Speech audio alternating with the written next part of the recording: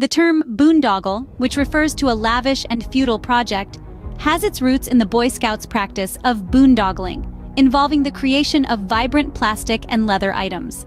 During the Great Depression, the U.S. Works Progress Administration employed unemployed educators to teach underprivileged children how to craft decorative items from discarded materials, and federal funding for these boondoggles was reported by the New York Times in 1935.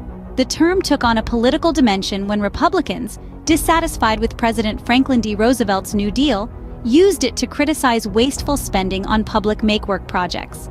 Today, it remains a popular way to mock questionable endeavors and government expenditures worldwide.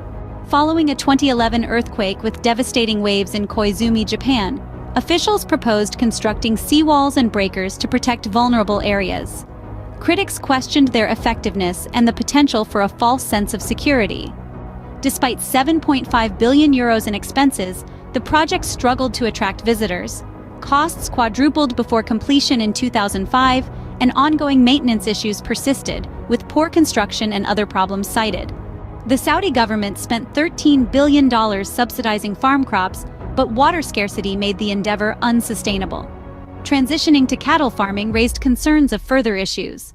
Germany's shift away from nuclear power to renewables led to an energy crisis, forcing a return to coal and nuclear energy due to reduced electricity and soaring prices. Millions of pounds were invested in underutilized parking garages and lots, and repurposing them faced uncertainty amid changing consumer habits and online shopping's rise.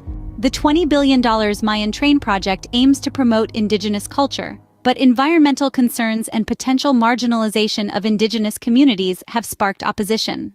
Originally envisioned for renewable power, the massive dam faced environmental challenges, including landslides and altered ecosystems, raising long-term sustainability concerns. Intended to ease congestion, the project became frustrating due to high toll rates, generating controversy with a lucrative lease deal and sale. Escalating costs and political debates surround this U.S. project, highlighting the challenges of nuclear waste storage and raising environmental and groundwater concerns. Initially costing $50 billion, Australia's purchase of French submarines faced strategic and financial challenges, including questions about suitability for the South China Sea and deterring Chinese vessels.